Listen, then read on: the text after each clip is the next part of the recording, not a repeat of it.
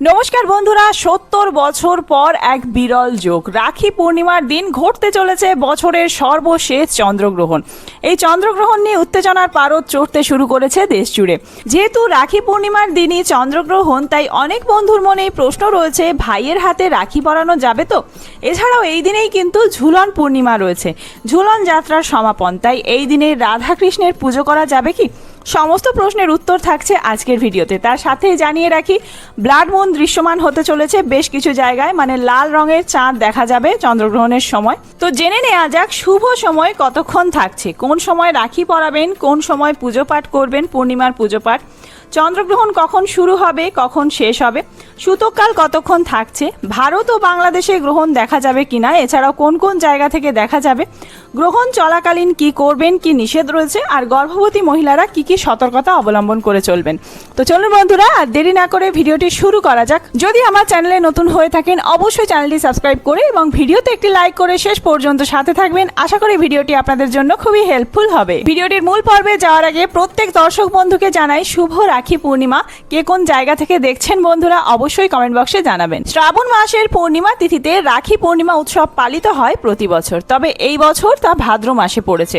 আর এই পূর্ণিমা তিথিতেই দেখা যাবে খণ্ডগ্রাস বা আংশিক খণ্ডগ্রাস চন্দ্রগ্রহণ।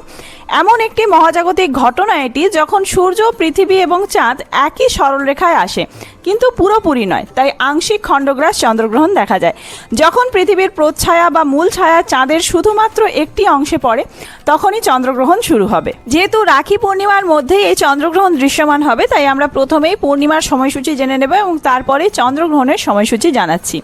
পূর্ণিমা তিথি শুরু হচ্ছে ৯ ভাদ্র ২৭ আগস্ট বৃহস্পতিবার সকাল ৮টা ৪৩ মিনিট থেকে। পূর্ণিমা তিথি সমাপ্ত হচ্ছে ১০ ভাদ্র ২৮ আগস্ট শুক্রবার, এই দিন সকাল ৯টা ২৮ মিনিটে।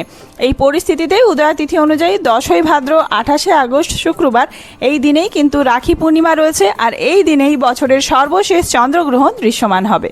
এবার জেনে নেব চন্দ্রগ্রহণ কখন শুরু হচ্ছে, কখন শেষ হচ্ছে।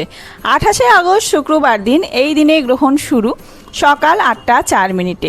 গ্রহণের মধ্যভাগ সকাল ৯টা ৪৩ মিনিট। গ্রহণের মোক্ষ বা সমাপ্তি সকাল ১১টা ২২ মিনিট। গ্রাসমান থাকবে ০.৯35। উপচ্ছায়া স্পর্শ ৬টা ৫২ মিনিট। এছাড়াও উপচ্ছায়া মোক্ষ বা ত্যাগ সকাল ১২টা ৩৩ মিনিট। গ্রহণের স্থিতি ৩ ঘন্টা ১৮ মিনিট।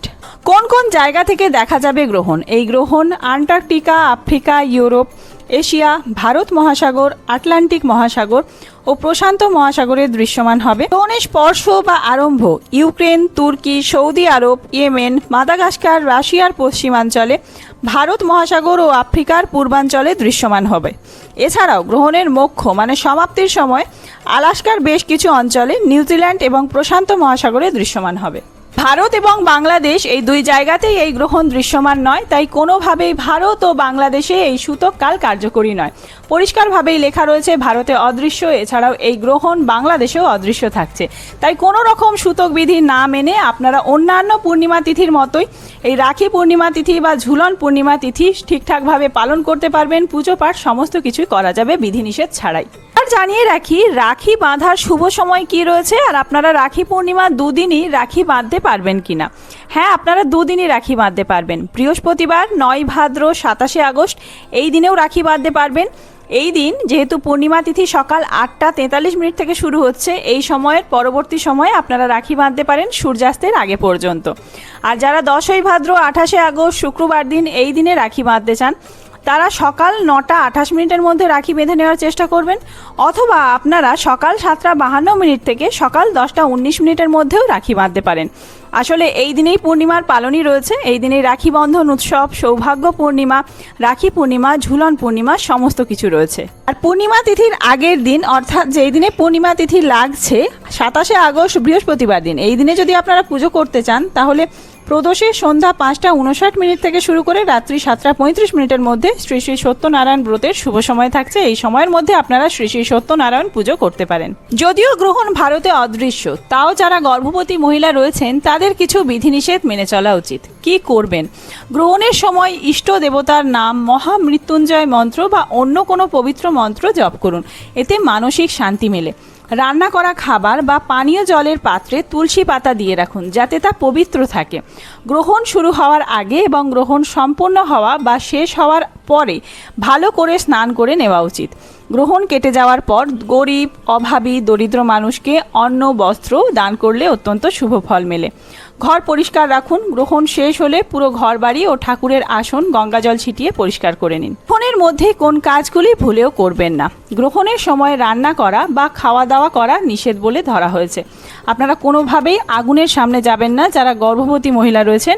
এছাড়াও কোনো রকম ধারালো বস্তু ব্যবহার করবেন না, যেমন ছুরি, কাঁচি, সূচ ইত্যাদি ধারালো বস্তু ব্যবহার করা থেকে বিরত থাকুন। এই সময় মন্দিরের দরজা বন্ধ রাখা হয় এবং ঈশ্বর বা তুলসী গাছ স্পর্শ করতে নেই। বিবাহ, অন্নপ্রাশন বা নতুন কোনো কাজের শুভ সূচনা এই সময় না করাই ভালো। এছাড়াও গর্ভবতী মহিলাদের এই সময় ঘরের বাইরে না যাওয়ার পরামর্শ দিচ্ছেন বিশেষজ্ঞরা। তো বন্ধুরা, আজকের ভিডিওটি এই পর্যন্তই। খুব তাড়াতাড়ি রাখি পূর্ণিমা বিষয়ে ডিটেলসে ভিডিও আসছে। ভদ্রাকালে রাখি বাঁধতে নেই, এই ভদ্রাকালের পুরো সময়সূচি আর কোন সময় কি রাখি বাঁধবেন সেই সময় তো এই ভিডিওতেও জানিয়েছি। পরবর্তী ভিডিওতে পূর্ণিমা তিথির পুরো পুজো পাঠের সম্পূর্ণ ভিডিও থাকছে, সেই ভিডিও খুব তাড়াতাড়ি নিয়ে আসছি। সেই সমস্ত ভিডিও দেখার জন্য অবশ্যই চ্যানেলটি সাবস্ক্রাইব করে সাথে থাকবেন। আর এই ভিডিওটি যদি হেল্পফুল হয়ে থাকে বন্ধুদের মধ্যে অনেক অনেক বেশি শেয়ার করবেন। ধন্যবাদ।